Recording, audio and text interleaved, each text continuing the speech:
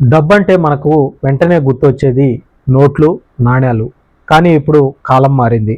నోట్లు లేకుండానే డబ్బు లావాదేవీలు జరిగిపోతున్నాయి. దాన్నే డిజిటల్ కరెన్సీ అంటారు. అయితే ఇది అసలు ఎలా పనిచేస్తుంది? మన రూపాయి కూడా డిజిటల్ అవుతుందా? పూర్తి వివరాలు ఈ వీడియో ద్వారా తెలుసుకునే ప్రయత్నం చేద్దాం. భారతదేశం త్వరలో తన సొంత డిజిటల్ కరెన్సీని ప్రవేశపెట్టబోతుందని కేంద్ర వాణిజ్య పరిశ్రమల శాఖ మంత్రి పీయూష్ గోయల్ వెల్లడించారు. రిజర్వ్ బ్యాంక్ ఆఫ్ ఇండియా ఆధ్వర్యంలో ఈ కరెన్సీ లాంచ్కు సన్నాహాలు జరుగుతున్నాయని కూడా ఆయన తెలిపారు.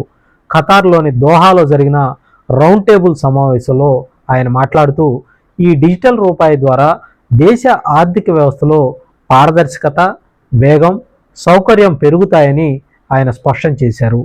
డిజిటల్ కరెన్సీ కూడా సాధారణ రూపాయి మాదిరిగానే ప్రభుత్వ ఆధ్వర్యంలో పనిచేస్తుంది. కానీ ప్రధాన తేడా ఇది పేపర్ లేదంటే నాణ్యం రూపంలో కాకుండా పూర్తిగా డిజిటల్ ప్లాట్ఫామ్లో మాత్రమే ఉంటుంది. ప్రతి లావాదేవీ బ్లాక్ చైన్ టెక్నాలజీ ఆధారంగా నమోదవుతుంది. అందువల్ల పారదర్శకతతో పాటు ట్రేసబిలిటీ కూడా ఈ డిజిటల్ రూపాయికి ఉంటుంది. Digital currency versus crypto currency గురించి మనం ఒక స్పష్టమైన తేడాను పరిశీలిస్తే ఈ డిజిటల్ కరెన్సీని క్రిప్టో కరెన్సీతో పోల్చి చూడకూడదు. క్రిప్టోకు ఎలాంటి ప్రభుత్వ గ్యారంటీ ఉండదు. అయితే డిజిటల్ రూపాయి మాత్రం ఆర్బీఐ మద్దతుతో చట్టబద్ధ కరెన్సీగా ఉంటుంది. డిజిటల్ కరెన్సీ ఆర్బీఐ ఆధ్వర్యంలో నియంత్రణలో ఉంటుంది. క్రిప్టో కరెన్సీకి నియంత్రణ ఏమాత్రం కూడా ఉండదు. దీనికి అసలు గ్యారంటీ కూడా ఎవరు ఉండరు. అయితే డిజిటల్ కరెన్సీకి ఆర్బీఐ గ్యారంటీ ఉంటుంది. ఆర్బీఐ అంటే ప్రభుత్వ గ్యారంటీ అని అనుకోవాలి. క్రిప్టో కరెన్సీ ఎటువంటి గ్యారంటీ లేదు, చట్టబద్ధత అంతకంటే ఉండదు. డిజిటల్ రూపాయి ప్రవేశంతో దేశ ఆర్థిక వ్యవస్థలో అనేక మార్పులు చోటు చేసుకునే అవకాశం ఉంది. నగదు వినియోగం గణనీయంగా తగ్గుతుంది.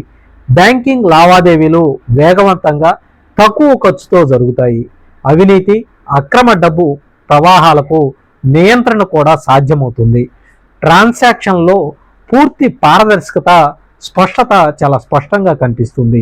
ప్రభుత్వ ఆర్థిక విధానాల అమలు మరింత సమర్థవంతంగా చేయటానికి ఈ డిజిటల్ రూపాయి వ్యవస్థ ఉపయోగపడుతుంది.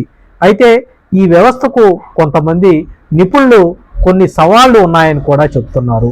డిజిటల్ ప్లాట్ఫామ్పై పూర్తిగా ఆధారపడటం వల్ల సైబర్ సెక్యూరిటీ, టెక్నికల్ సపోర్ట్, గ్రామీణ ప్రాంతాల్లో కనెక్టివిటీ వంటి సమస్యలు తలెత్తే అవకాశాలు కూడా ఉన్నాయని అంటున్నారు. ఇంకా ప్రజల్లో డిజిటల్ లావాదేవీలపై అవగాహన పెంపు కూడా ఒక ప్రధాన అవసరత. ఆర్థిక నిపుణులు చెబుతున్నటువంటి ప్రకారం డిజిటల్ రూపాయి ప్రవేశం ఆర్థిక రంగంలో ఒక చారిత్రాత్మకమైనటువంటి ముందడుగుగా మనం చెప్పవచ్చు. ఇది దేశాన్ని క్యాష్లెస్, ట్రాన్స్పరెంట్ ఎకానమీ వైపు నడిపించే ఒక మైల్ రాయిగా కూడా ఇది నిలవబోతుంది. అయితే సాంకేతిక, భద్రతా ప్రమాణాలు, ప్రజా అవగాహన, పాలసీ స్పష్టత ఈ మూడు అంశాలు సమన్వయం చేసుకోవాల్సినటువంటి అవసరం కూడా ఎంతైనా ఉంటుంది.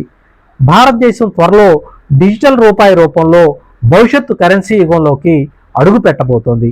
పేపర్ మనీ నుంచి పూర్తిగా డిజిటల్ ట్రాన్సాక్షన్ వైపు అడుగేస్తున్నటువంటి భారత్కి ఇది కొత్త ఆర్థిక విప్లవం అవుతుంది. పీయూష్ గోయల్ చేసినటువంటి ఈ ప్రకటన దేశ ఆర్థిక చరిత్రలో కొత్త అధ్యాయం రాబోతుందనే అభిప్రాయం కూడా అందరిలో కూడా వ్యక్తమవుతోంది.